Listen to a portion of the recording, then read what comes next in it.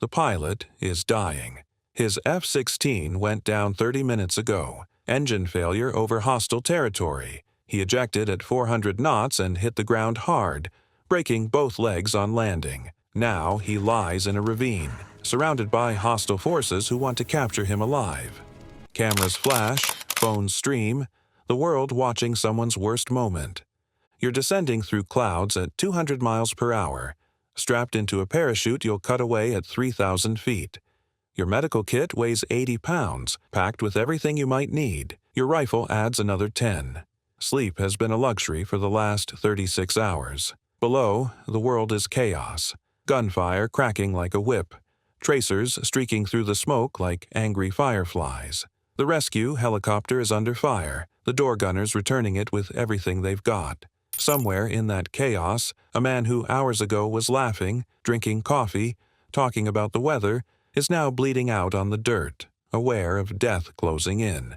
Boots hit the earth, and you're running. Every step carries the weight of armor, rifle, and medical kit. 200 meters of uneven terrain, rocks, scrub, ravines, in under a minute. Your lungs burn. Your legs scream. But you don't slow. You reach him. His flight suit is soaked with blood. Both legs are bent at impossible angles. Bone presses against fabric. His eyes widen as he realizes someone has come for him. "I got you, sir. I got you," you say, more to yourself than to him. Bullets snap overhead. The small rock you've ducked behind offers little cover. A round kicks up dirt 3 feet from your knee. You scan. Right leg torn, left worse but manageable. You don't hesitate. IV access. External jugular. You thread the line. Morphine, just enough to take the edge off without knocking him out. Quick splints on both legs. Improvised, functional, life-saving. 3 minutes feel like 3 hours. Every second stretched, every motion precise, every breath a battle. You begin the drag toward the helicopter, 400 pounds of injured pilot and gear, uphill under fire. Your body protests. Lungs burn, arms ache, but you keep moving. The crew chief meets you at the edge of the landing zone. You push from below, he pulls from above. The pilot screams as his legs hit the deck. He's finally in. You're the last on the bird. Rounds ping off the fuselage, the engine groans under weight and stress. Then, finally, you're clear. The valley falls away behind you. You exhale, but only briefly. The mission isn't over. You check vitals, stabilize fluids, monitor for shock. This is pararescue, Air Force Special Operations. Every operator here has a different job. Delta Force, SEALs, Marine Raiders exist to strike, to eliminate. PJs exist to save, to pull the wounded from the worst moments of their lives. Others may live. Not a slogan, not words on a recruitment poster, a promise, a creed, a contract with every life you touch. You imagine the pilot's family waiting, unaware of how close death came. You picture his wife, his daughter, the life that continues because you went in when no one else could. That thought alone drives you through exhaustion, through pain, through fire. You know this won't be the last time. The next call could be a burning vehicle, a team pinned in mountains, a wounded operator bleeding out, but you will go, because that is the only job that matters, the one for which you've trained, suffered, and endured, the one that defines you. You survive indoctrination at Lackland Air Force Base, weeks of relentless physical and mental tests, ocean swims that leave your body numb, boat carries that burn your arms and back, sleep deprivation that turns every hour into a battle with your own mind. Controlled drowning exercises teach you to trust the air and to trust another person with your life. Every moment is designed to break you and rebuild you stronger. Army Airborne School follows. Static line, jumps, military freefall, halo, hey-ho, combat dive school. Open circuit scuba. Closed circuit rebreathers. Underwater navigation in zero visibility. Every course designed to push limits, to prepare you for the impossible. SEER, school comes next. Survival, evasion, resistance, escape. You are hunted, simulated capture, interrogation, and survival in harsh environments. You learn to resist, to endure, to think clearly when everything is against you. Paramedic certification in trauma medicine elevate your skills further. Surgical procedures in a dirt field under fire, surgical airways, chest tubes, blood transfusions. You train on live tissue, knowing mistakes will cost lives. You learn to save someone in conditions most doctors never face.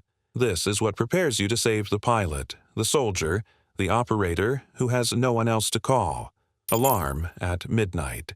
A patrol hit an IED. The area is too far. Too dangerous. LZ hot. You go. Insertion at 25,000 feet. Immediate parachute deployment. Navigate miles in darkness through blizzard conditions. 6 miles of vertical terrain. Firefight before you even reach the team. You arrive at the LZ. 2 wounded soldiers lie before you. One with abdominal evisceration, intestines exposed and slick with blood, writhing in agony. The other with a traumatic amputation, a lifeless limb at an unnatural angle, blood pooling around him. Your hands move automatically. Years of training taking over. IV fluids are set up in seconds, blood products flowing to replace what has already left the body. Pain management, airway stabilization, constant reassessment. Every second counts. Every decision matters. The helicopter hovers, rotors thrashing violently against the wind, blades slicing the air like a predator above. The extraction is under fire. Enemy tracers tear past. You hoist the first soldier. He's heavy, but you stabilize him, secure the harness, and guide him into the aircraft. Then the second. The helicopter rocks.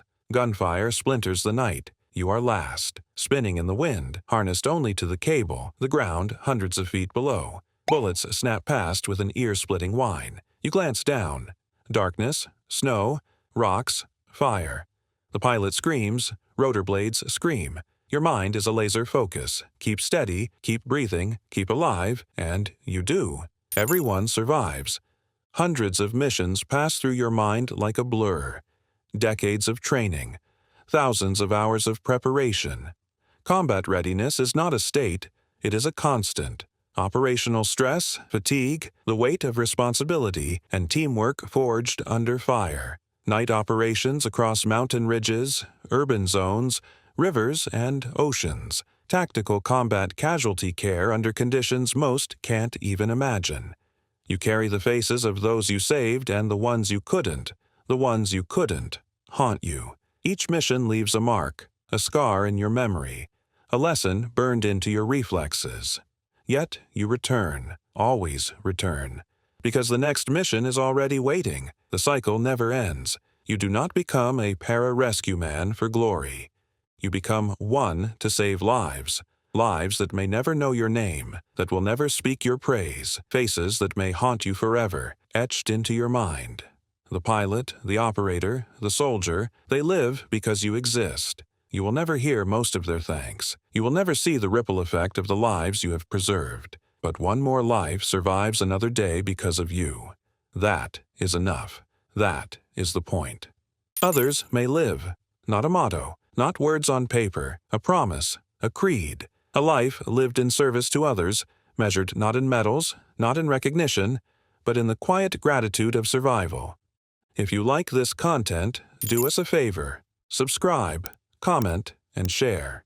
Your support allows us to keep telling these stories, honoring the courage, the sacrifice, and the unspoken heroism of those who save lives when no one else can.